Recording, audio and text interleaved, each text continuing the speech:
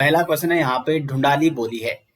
तो जो ये ढूंढाली बोली है ये बोली जाती है पूर्वी राजस्थान में। तो ये है पूर्वी राजस्थान की, और इसे क्या कहा जाता है, जयपुरी के नाम से भी जाना जाता है। तो ढूंढाली या जयपुरी ये कहाँ बोली जाती है, पूर्वी राजस्थान में। उसी प्रकार से अगर हम पश्चिमी राजस्थानी की बात करें तो पश्चिमी राजस्थानी कौन है, ये है मारवाड़ी। मारवाड़ी है पश्चिमी राजस्थानी। दक्षिणी राजस्थान की बात करें तो मालवी, मालवी बोली जाती है दक्षिणी राजस्थान में। और अगर हम उत्तर की बात करें, उत्तरी राजस्थान की, यहाँ पे बोली जाती है मेवाती। तो यहाँ से भी प्रश्न कई बार एग्जाम में पूछे जाते हैं। तो क्वेश्चन नंबर 1 का बी ऑप्शन हो जाएगा सही आंसर। क्वेश्चन नंबर 2 है, निम्न में से कौन सी बोली अथवा भाषा हिंदी के अंतर्गत नहीं आती है। तो यहाँ पे सही आंसर हो जाएगा तेलुगु। तेलुगु हिंदी भाषा के अंतर्गत नहीं आती, ये एक अलग भाषा है। जबकि कन्नौजी हो गया, बांगरू, अवधी, ये सभी हिंदी के अंतर्गत आती है। अवधी यहाँ पे ये आती है पूर्वी हिंदी के अंतर्गत, जबकि जो कन्नौजी है या जो बांगरू है ये आती है आपकी पश्चिमी हिंदी के अंतर्गत। तो यहाँ पे हो जाएगा डी ऑप्शन सही आंसर। क्वेश्चन नंबर 3 है, ब्रजबुली नाम से किसे जाना जाता है। तो ब्रजबुली नाम से जाना जाता है यहाँ पे पुरानी बांग्ला को ब्रजबुली नाम से जाना जाता है। नेक्स्ट यहाँ पे अधिकतर भारतीय भाषाओं का विकास किस लिपि से हुआ है। तो जितने भी भारतीय अधिकतर भाषाएं हैं उनका जो विकास हुआ है वो हुआ है ब्राह्मी लिपि से। और अगर देवनागरी लिपि का विकास भी पूछा जाता है तो देवनागरी लिपि का विकास भी ब्राह्मी लिपि से ही हुआ है। नेक्स्ट यहाँ पे क्वेश्चन नंबर 5, खड़ी बोली के लिए कोरवी नाम इनमें से किसने दिया। मोस्ट इंपोर्टेंट क्वेश्चन है दोस्तों। तो खड़ी बोली कौन है, पश्चिमी हिंदी को ही खड़ी बोली कहा जाता है। जो पश्चिमी हिंदी है, हिंदी भाषा की एक प्रमुख जो उपभाषा है पश्चिमी हिंदी। तो पश्चिमी हिंदी को ही खड़ी बोली कहा जाता है। और खड़ी बोली के लिए कोरवी शब्द भी प्रयुक्त किया जाता है। तो खड़ी बोली के लिए कोरवी नाम किसने दिया था, तो ये दिया था राहुल सांकृत्यान जी ने। तो इसका हो जाएगा सी ऑप्शन सही आंसर। अगला है, हिंदी किस भाषा परिवार की भाषा है। तो हिंदी है भारोपीय परिवार की भाषा, ए ऑप्शन हो जाएगा सही आंसर। नेक्स्ट यहाँ पे हिंदी भाषा का जन्म हुआ है। तो जो हिंदी भाषा का जन्म हुआ है ये हुआ है अपभ्रंश से, ए ऑप्शन हो गया सही आंसर।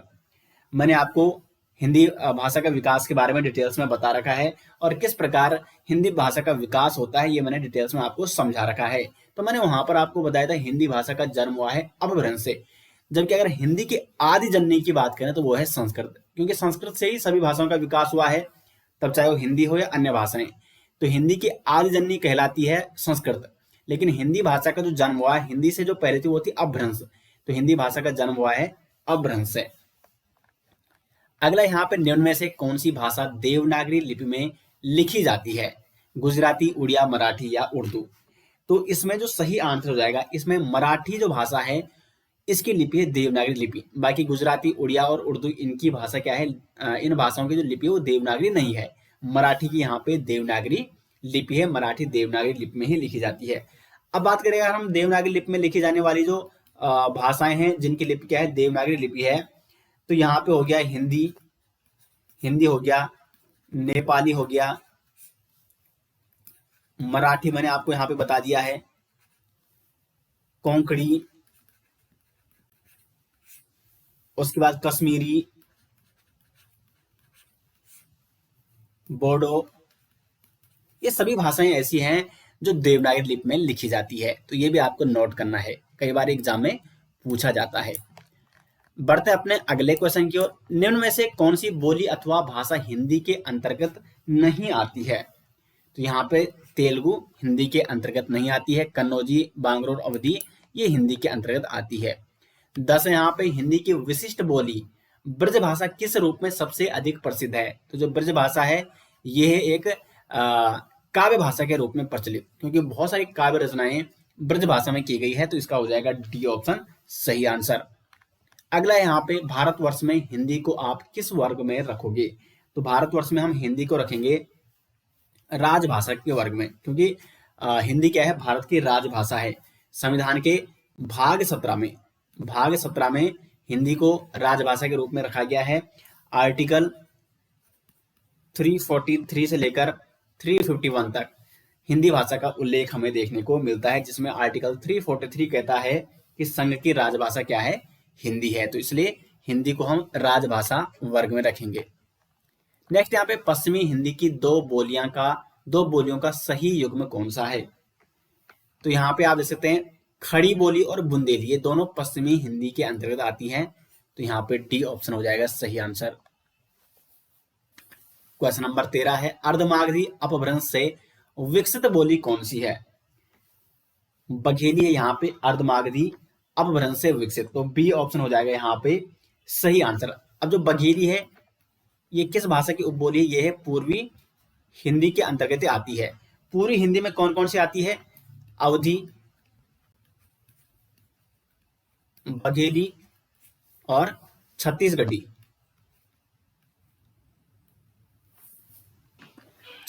तो ये तीनों आती है पूर्वी हिंदी के अंतर्गत। आगे बढ़ते हैं क्वेश्चन नंबर 14, देवनागरी लिपि का सही विकास क्रम कौन सा है? तो क्वेश्चन नंबर 14 का जो सही आंसर है वो है यहाँ पे, देखो यहाँ पे सबसे पहले ब्राह्मी लिपि से विकसित हुई गुप्त लिपि, उसके बाद नागरी लिपि और उसके बाद देवनागरी लिपि, तो यहाँ पे सी ऑप्शन हो जाएगा सही आंसर। देवनागरी लिपि का विकास, देवनागरी लिपि के बारे में वैज्ञानिकों की धारणाएं, ये सारा जो जितने भी आप यहाँ पे टॉपिक हैं देवनागरी लिपि के संबंध में मैंने डिटेल्स में आपको करा रखे हैं। अगर आपको हिंदी व्याकरण की ई बुक चाहिए तो लिंक आपको मिल जाएगा वीडियो के डिस्क्रिप्शन में। डिटेल्स में आपको हिंदी भाषा के विकास के नोट्स में देवनागरी लिपि के इतिहास के बारे में, देवनागरी लिपि का किस प्रकार से विकास हुआ है, इस पर वैज्ञानिकों ने क्या क्या अवधारणाएं दी हैं, कब कब इसमें कुछ सुधार किए गए, ये सारे डिटेल्स मैंने उस ई बुक में नोट्स आपके लिए बना रखे हैं, और वैसे मैंने वीडियो लेक्चर में भी ये कंप्लीट कर रखा है। तो अगर आपको नोट्स चाहिए इसके तो लिंक आपको मिल जाएगा वीडियो के डिस्क्रिप्शन में, और साथ में वहां पर आपको ये एमसीक्यू भी देखने को मिल जाएंगे। क्वेश्चन नंबर 15 है वर्तमान हिंदी का प्रचलित रूप है? तो 15 का सही आंसर हो जाएगा खड़ी बोली। वर्तमान में जो हम हिंदी बोलते हैं वो हम कौन सी हिंदी बोलते हैं? खड़ी बोली हिंदी बोलते हैं। क्वेश्चन नंबर 16 है हिंदी भाषा की बोलियों के वर्गीकरण के आधार पर छत्तीसगढ़ी बोली क्या है? तो जो छत्तीसगढ़ी है ये है पूर्वी हिंदी के अंतर्गत आती है छत्तीसगढ़ी। अगला है यहाँ पे निम्नलिखित में से कौन सी पश्चिमी हिंदी की बोली नहीं है? तो देखो बुंदेली, ब्रजभाषा, कन्नौजी ये सभी पश्चिमी हिंदी के अंतर्गत आती हैं, लेकिन जो बघेली है, बघेली, अवधी, छत्तीसगढ़ी ये आती है आपकी पूर्वी हिंदी के अंतर्गत। तो यहाँ पे पश्चिमी हिंदी की बोली कौन सी नहीं है? बघेली नहीं है, क्योंकि बघेली आती है पूर्वी हिंदी में, ये आ रही है आपकी पूर्वी हिंदी में। नेक्स्ट यहाँ पे हिंदी भाषा के विकास का सही अनुक्रम कौन सा है? तो 18 का सही आंसर है यहाँ पे पाली, प्राकृत, अपभ्रंश और हिंदी। तो देखो यहाँ पे हिंदी से पहले अपभ्रंश, तो हिंदी का विकास किससे हुआ है? अपभ्रंश से हुआ है। ये क्वेश्चन कई बार एग्जाम में पूछा जाता है। तो यहाँ पे जो सही विकास क्रम है ये है ए। यहाँ पे संविधान के अनुच्छेद 351 में किस विषय का वर्णन है? तो सही आंसर हो जाएगा संविधान का अनुच्छेद 351 कहता है हिंदी के विकास के लिए निर्देश दिए गए हैं 351 में। अगर हम भारतीय संविधान की बात करें तो भाग 17 में हिंदी को राजभाषा के रूप में रखा गया है, और आर्टिकल 343 से लेकर 351 यानी 351 तक ये हिंदी के बारे में उल्लेखित है। ये जो अनुच्छेद है भारतीय संविधान के, जिसमें 343 कहता है कि जो हिंदी है वो भारत की राजभाषा है, और 351 ये दोनों आर्टिकल आपको नोट करना है। 351 क्या कहता है कि हिंदी के विकास के लिए इसमें निर्देश दिए गए हैं। नेक्स्ट यहाँ पे ब्रजभाषा है। तो जो ब्रजभाषा है ये आपकी पश्चिमी हिंदी के अंतर्गत आती है ब्रजभाषा। अब देखो पश्चिमी हिंदी में कौन कौन सी बोलियां आती हैं? तो एक आती है खड़ी बोली जो कि हिंदी का वर्तमान प्रचलन रूप है, दूसरी है ब्रजभाषा, तीसरी है यहाँ पे बुंदेली, चौथी है कन्नौजी और पांचवी है बांगरू को हरियाणवी भी कहा जाता है। तो ये 5 उपबोलियां आती हैं पश्चिमी हिंदी के अंतर्गत। क्वेश्चन नंबर 21 है हिंदी खड़ी बोली किस अपभ्रंश से विकसित हुई है? तो सौरसेनी अपभ्रंश से हिंदी खड़ी बोली का विकास हुआ है। 22 भाषा के आधार पर भारतीय राज्यों की पुनः संरचना की गई। तो ये की गई 1956 में भाषा के आधार पर भारतीय राज्यों की पुनः संरचना की गई थी। क्वेश्चन नंबर 23 भाषाई आधार पर सर्वप्रथम किस राज्य का गठन किया गया? तो सही हो जाएगा आंध्र प्रदेश। डी ऑप्शन हो जाएगा इसका सटीक आंसर। 24 है, बघेली बोली का संबंध किस उपभाषा से है? पूर्वी हिंदी, बघेली, छत्तीसगढ़ी और अवधी, ये किसके अंतर्गत आती है? पूर्वी हिंदी के अंतर्गत ये आते हैं। नेक्स्ट यहाँ पे किस तिथि को हिंदी को राजभाषा बनाने का निर्णय लिया गया? इंपॉर्टेंट क्वेश्चन है, कई बार एग्जाम में पूछा जाता है। तो 14 सितंबर 1949 को हिंदी भाषा को भारत की राजभाषा बनाने का निर्णय लिया गया था। और इसीलिए दोस्तों 14 सितंबर को क्या मनाया जाता है? 14 सितंबर को क्या है? राष्ट्रीय हिंदी दिवस के रूप में भी मनाया जाता है, क्योंकि भारतीय संविधान ने हिंदी को 14 सितंबर को ही राजभाषा बनाने का निर्णय लिया था। अब यहाँ पे अगर हम विश्व हिंदी दिवस की बात करें तो विश्व हिंदी दिवस, तो विश्व जो हिंदी दिवस है ये मनाया जाता है 10 जनवरी को। तो 10 जनवरी को हो गया विश्व हिंदी दिवस और राष्ट्रीय हिंदी दिवस हो गया 14 सितंबर को। अगला क्वेश्चन है, भारतीय संविधान की 8वीं अनुसूची में शामिल भाषाओं की संख्या। तो ये है 22। मैंने आपको डिटेल्स में ये बता रखी है कि कौन कौन सी भाषाएं कब कब शामिल की गई। वीडियो लेक्चर आप देख सकते हैं और नोट्स का लिंक आपको मिल जाएगा वीडियो के डिस्क्रिप्शन में। अगला क्वेश्चन है, हिंदी की आदि जननी। तो हिंदी की आदि जननी है संस्कृत। नेक्स्ट यहाँ पे हिंदी दिवस किस दिन मनाया जाता है? तो हिंदी दिवस मनाया जाता है यहाँ पे राष्ट्रीय हिंदी दिवस है, ठीक है। तो राष्ट्रीय हिंदी दिवस मनाया जाता है 14 सितंबर को। तो 28 का हो जाएगा बी ऑप्शन। जबकि विश्व की बात करें तो विश्व हिंदी दिवस, ये मैंने आपको ऊपर ही बता दिया है, तो ये मनाया जाता है 10 जनवरी को। तो ये दोनों आपको यहाँ पे क्या करने हैं? नोट करने हैं। क्वेश्चन नंबर 29 है, विकास की दृष्टि से प्राकृत की पूर्वकालीन अवस्था का नाम क्या है? तो प्राकृत से पूर्व कौन थी? पाली। पाली, प्राकृत, और इस प्रकार से हिंदी भाषा का विकास हुआ है। तो प्राकृत से पहले थी पाली। तो यहाँ पे विकास की दृष्टि से प्राकृत की पूर्वकालीन अवस्था का नाम है पाली। इसे निम्नलिखित में से कौन भारोपीय परिवार की भाषा नहीं है? तो मलयालम नहीं है। क्या कहते हैं, निम्न में से कौन सी भाषा संस्कृत भाषा की अपभ्रंश है? तो सही आंसर हो जाएगा जो पाली है, यह है संस्कृत भाषा की अपभ्रंश, क्योंकि संस्कृत के बाद पाली का ही विकास हुआ है। तो संस्कृत भाषा की अपभ्रंश कहलाती है पाली। अगला है, नागरी लिपि में मात्राओं में सुधार लाने की दृष्टि से 12 खड़ी चलाने का प्रस्ताव इनमें से किसने दिया था? तो जो 12 खड़ी चलाने का प्रस्ताव दिया था नागरी लिपि में मात्राओं में सुधार लाने की दृष्टि से, तो ये दिया था, ए ऑप्शन हो जाएगा काका कालेकर जी ने। तो ए ऑप्शन हो जाएगा इसका सही आंसर। ये क्वेश्चन एग्जाम में भी पूछा जा चुका है। तो बहुत सारे इसमें ऐसे क्वेश्चन है जो कई बार एग्जाम में पूछे जा चुके हैं, इसलिए दोस्तों हम यहाँ पे आपको यहाँ पे हिंदी के एमसीक्यू भी करा रहे हैं टॉपिक वाइज। नेक्स्ट है, भारतीय संविधान में किन अनुच्छेदों में राजभाषा संबंधी प्रावधान का उल्लेख है? तो ये है 343 से 351 तक, भाग 17 में, भाग 17। और इसमें जो आर्टिकल 343 है ये आपको नोट करना है। ये कहता है कि संघ की राजभाषा क्या है? हिंदी होगी। उसके बाद 344 क्या कहता है? 344 कहता है कि राजभाषा के संबंध में आयोग का गठन किया जाए। और फिर एक आपको याद रखना है 351 जो कहता है कि हिंदी के विकास के लिए निर्देश दिए गए, इसमें हिंदी का विकास किया जाए। तो इसका हो जाएगा ए ऑप्शन। अगला है, दक्षिणी भारत हिंदी प्रचार सभा का मुख्यालय कहाँ स्थित है? तो यह है चेन्नई में। नेक्स्ट यहाँ पे, मगही किस भाषा की बोली है? तो जो मगही है ये है यहाँ पे बिहारी हिंदी की बोली। अब देखो बिहारी हिंदी में कौन कौन सी आती है? तो मगही आती है, दूसरा हो गया यहाँ पे मैथिली, और तीसरा आ गया यहाँ पे भोजपुरी। ये तीनों जो बोले हैं ये किसके अंतर्गत आती हैं? बिहारी हिंदी के अंतर्गत। अगला है, वर्ष 1955 ईस्वी में गठित प्रथम राजभाषा आयोग के अध्यक्ष कौन थे? इंपॉर्टेंट क्वेश्चन है, कई बार एग्जाम में पूछा जाता है। तो ये हो जाएगा बीजी खेर। ए ऑप्शन हो जाएगा सही आंसर। क्वेश्चन नंबर 37 है, 8वां विश्व हिंदी सम्मेलन 2007 का आयोजन कहाँ किया गया था? तो जो 8वां विश्व हिंदी सम्मेलन है इसका आयोजन 2007 में हुआ, लेकिन आयोजन स्थल कौन सा है?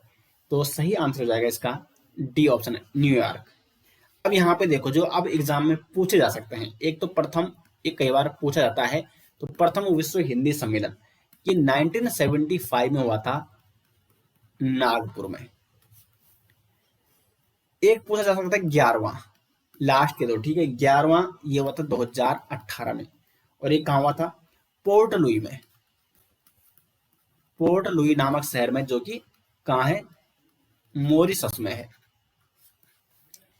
और एक पूछ जाएगा आपसे 12वां, जो लास्ट में हुआ था 2023 में, 15 से 17 फरवरी 2023 के मध्य ये हुआ था, 2023 में 12वां विश्व हिंदी सम्मेलन। और ये कहाँ हुआ था? ये इंपॉर्टेंट है। तो ये हुआ था फिजी में, फिजी देश में, फिजी देश के फिजी शहर में। तो ये आपको नोट करना है। फिजी शहर में। बढ़ते हैं आगे। खड़ी बोली हिंदी का अन्य सही नाम है। तो 38 का हो जाएगा यहाँ पे सही आंसर। खड़ी बोली का अन्य नाम है कोरवी। और खड़ी बोली के लिए कोरवी जो नाम दिया, ये किसने दिया था? राहुल सांकृत्यान ने। राहुल सांकृत्यान जी ने खड़ी बोली को कोरवी नाम दिया था। नेक्स्ट यहाँ पे निम्नलिखित युग्मों में से कौन सा युग्म गलत है? तो 39 का जो सही आंसर हो जाएगा, देखो अवधि क्या है? पूर्वी हिंदी है, ठीक है। ब्रजभाषा क्या है? पश्चिमी हिंदी है। भोजपुरी ये पूर्व हिंदी नहीं है, जबकि भोजपुरी क्या है? बिहारी हिंदी है। तो ये यहाँ पे क्या हो जाएगा? रंग हो जाएगा। तो यहाँ पे सी ऑप्शन हो जाएगा सही आंसर, क्योंकि ये युग्म क्या है आपका? गलत है। बाकी खड़ी बोली ये पश्चिमी हिंदी के अंतर्गत आती है। क्वेश्चन नंबर 40 है, पश्चिमी हिंदी की सर्वाधिक प्रमुख बोली इनमें से कौन सी है? तो यह है ब्रजभाषा, क्योंकि इसका साहित्य में प्रयोग सर्वाधिक किया जाता है। अगला क्वेश्चन है यहाँ पे, हिंदी खड़ी बोली किस अपभ्रंश से विकसित हुई है? सौर सेनी अपभ्रंश से। 42 है, छत्तीसगढ़ी बोली हिंदी के किस उपभाषा वर्ग के अंतर्गत आती है? तो 42 का हो जाएगा पूर्वी हिंदी के अंतर्गत आती है छत्तीसगढ़ी। 43 है, कोरवी किस बोली को कहते हैं? तो कोरवी कहते हैं यहाँ पे खड़ी बोली को। और कोरवी नाम किसने दिया? राहुल सांकृत्यान जी ने। क्वेश्चन नंबर 44 है, बांगरू किस उपभाषा वर्ग की बोली है? तो जो बांगरू है, यह है पश्चिमी हिंदी के अंतर्गत आती है बांगरू। और बांगरू को क्या कहा जाता है? हरियाणवी भी कहा जाता है। और ये किस में आती है? पश्चिमी हिंदी में आती है। नेक्स्ट है यहाँ पे 45, विनय पत्रिका की भाषा क्या है? मोस्ट इंपोर्टेंट क्वेश्चन है, कई बार एग्जाम में पूछा जा चुका है। पहले विनय पत्रिका क्या है? जो विनय पत्रिका रचना है, ये किसकी है? तुलसीदास जी की है, तुलसीदास। और इन्होंने विनय पत्रिका जो ये रचना है, ये किस भाषा में की है इसकी रचना? तो ये है ब्रज भाषा में। तो इसका ए ऑप्शन हो जाएगा। विनय पत्रिका ये ब्रज भाषा की एक रचना है, तुलसीदास जी की। नेक्स्ट यहाँ पे सही युग्म चुनिए। सही युग्म आपको चुनना है, तो यहाँ पे इसका हो जाएगा ए ऑप्शन, पश्चिमी हिंदी ये खड़ी बोली के अंतर्गत आती है।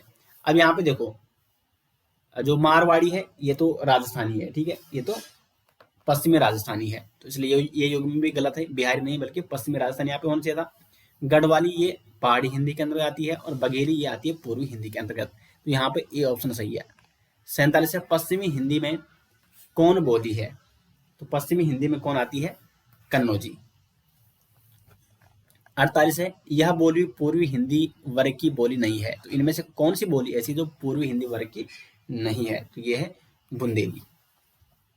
बुंदेली है ये पश्चिमी हिंदी वर्ग में आती है। 49 है, निम्नलिखित में से एक पश्चिमी हिंदी वर्ग की बोली नहीं है।